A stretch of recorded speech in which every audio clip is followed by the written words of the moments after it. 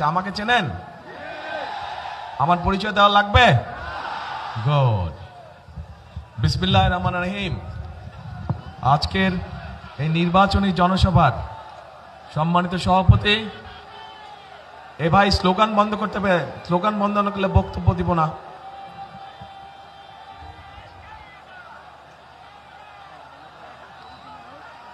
যারা স্লোগান দিচ্ছে, মাইক ব্যবহার করছে, তার মানে ওরা ডিস্টার্ব করছে মিটিংয়ে।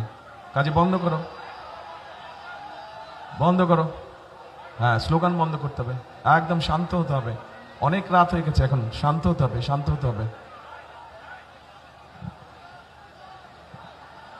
প্রিয় ভাই বোনেরা, বক্তব্য শুনবেন? আচ্ছা, তাহলে কথা বলি আমি, কিন্তু একটু শান্ত হয়ে বসতে হবে সবাইকে, তাহলে কথা বলা যাবে। হইচই করলে তো কথা বলা মুশকিল। এখন এই যে এখানে হাজার হাজার ভাই বোনেরা উপস্থিত আছেন, মঞ্চে দলীয় নেতা কর্মীরা আছেন, সামনে মুরব্বীবর্গ আছেন। আসসালামু আলাইকুম। আসসালামু আলাইকুম। ভালো আছেন সবাই? আচ্ছা, প্রথমেই আমি আপনাদের কাছে ক্ষমা চাই নিচ্ছি, কারণ আমাদের এখানে আসার কথা ছিল 6টার সময়। আমরা এসেছি এখন কটা বাজে? 12টা বেজে গেছে না? 12টা বাজে, 12টা 12:30 বাজে বোধ নাকি? 3 মিনিট কম 12টা, 6 ঘন্টা লেগেছে। কারণ সেই ময়মনসিংহ থেকে আসার পথে সারা রাস্তা শুধু আপনারা যেরকম এখানে অপেক্ষা করছেন, ঠিক সারা রাস্তা মানুষ এরকম অপেক্ষা করছিল। সকলের সাথে একটু হাত মেলে আসতে আসতে অনেক সময় লেগে গেছে, আপনাদেরও কষ্ট হয়েছে। সেই জন্য আমি সকলের পক্ষ থেকে দুঃখ প্রকাশ করছি।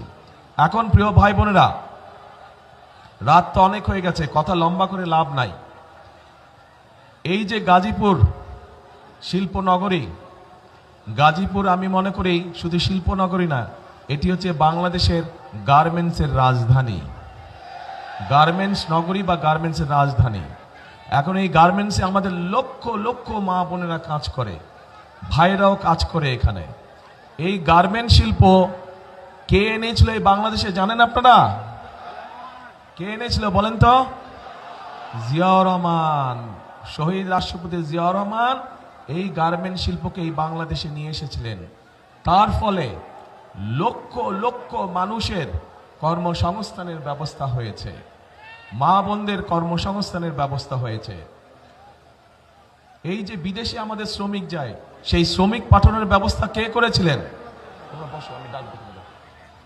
সেটাও শহীদ রাষ্ট্রপতি অর্থাৎ বিএনপি সরকারই করেছিল।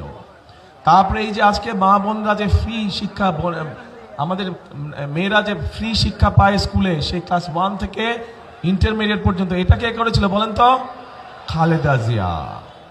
কাজেই এখন দেখেন, এই তিনটা দিয়ে একটা জিনিস বোঝাই দিলাম আপনাদের সকলকে, পরিষ্কার হয়ে গেল যে এই দেশের খেটে খাওয়া মানুষের জন্য যদি কোনো দল কাজ করে থাকে, সেটা বিএনপি একমাত্র করে থাকে। প্রিয় ভাই বোনেরা, আগামী 12 তারিখে নির্বাচনে বিএনপি ইনশাল্লাহ জয়ী হলে কেউ ষড়যন্ত্র করে আগেই ভিতরে ঢুকে বসে না থাকে, এই সতর্ক দৃষ্টি রাখতে হবে। গত 15-16 বছর আপনারা দেখেছেন কিভাবে এই এলাকার সহ সারা বাংলাদেশে আপনাদের যে ভোটের অধিকার, সেই অধিকারকে কিভাবে ডাকাতি করে নিয়ে গিয়েছিল। এইবার ডাকাতি করতে দিবেন? ভোট ডাকাতি হতে দিবেন? এই গাজীপুরের মানুষ কিন্তু প্রমাণ করে দেখিয়েছে, 2024 সালে আন্দোলনের সময় এই গাজীপুর থেকে হাজার হাজার মানুষ সেদিন ঢাকা শহরে গিয়েছিল। কাজেই এই যে আমাদের গণতন্ত্রকে যে আবার পুনরুদ্ধার করেছে, স্বাধীনতাকে যে আবার রক্ষা করেছে, গাজীপুরের মানুষের বিরাট একটা অবদান আছে। কাজেই এই অবদানকে কোনোভাবেই বৃথা দিতে যাওয়া যাবে না। আর প্রিয় ভাই বোনেরা, আপনাদের কাছে আমার আরেকটা হক আছে। এই সেই গাজীপুর, এই সেই ভাওয়াল মাঠ, যেখানে স্বাধীনতা যুদ্ধের আগে ছোটবেলায় আমি এই মাঠে অনেক দৌড়াদৌড়ি করেছি, এই মাঠে অনেক খেলেছি আমি। এই মাঠের ওইখানে এইদিকে তো রাজবাড়ি, বোধহয় এইদিকে না, আমার হাতে ঠিক রাজবাড়ির উল্টা দিয়ে ওখানে ছোট ছোট দুটো লাল রঙের বাংলো ছিল আগে। প্রথম যেই বাংলোটা ছিল, এখানে মুরব্বী যারা আছে তাদের খেয়াল আছে, প্রথম যেই বাংলোটা ছিল ওইটাতে আমরা থাকতাম, আব্বা আম্মা আমি আর আমার ছোট ভাই, আমরা 4 জন ওইটাতে থাকতাম। কাজেই ছোটবেলাটা আমার এই গাজীপুরে বহুদিন, এই ছোটবেলাটা আমার এই জায়গায় কেটেছে। আমার এই মাঠে আমি অনেক দৌড়াদৌড়ি করেছি, অনেক খেলেছি আমি। কাজেই গাজীপুরের মানুষের কাছে আমারও একটি হক আছে, আমার শিশুকাল আপনাদের সাথে কেটেছে, কাজেই ওই হিসাবে আপনাদের কাছে আমারও দাবি থাকলো ধানের শীষকে জয়যুক্ত করার জন্য। কে দাবি করতে পারে? ধন্যবাদ। এখন প্রিয় ভাই বোনেরা, আন্দোলন হয়েছে, সংগ্রাম হয়েছে, স্বৈরাচার বিদায় হয়েছে দেশ থেকে, এখন হচ্ছে দেশ গড়ার পালা, এখন হচ্ছে মানুষের ভাগ্য পরিবর্তন করার সময়। কাজেই আমাদেরকে পরিশ্রম করতে হবে, আমাদেরকে কাজ করতে হবে, আমাদেরকে ঐক্যবদ্ধ থাকতে হবে। আমরা যদি ঐক্যবদ্ধ থাকি, আমরা যদি কাজ করি, আমরা যদি পরিশ্রম করি, ইনশাল্লাহ ধীরে ধীরে আমরা আমাদের সেই প্রত্যাশিত বাংলাদেশকে গড়ে তুলতে সক্ষম হব। কে একসাথে আমরা কাজ করব? ইনশাল্লাহ। সেজন্যই আমি বলি, সেজন্যই আমি একটি কথা বলি, করব কাজ, কে করব কাজ, গড়ব দেশ।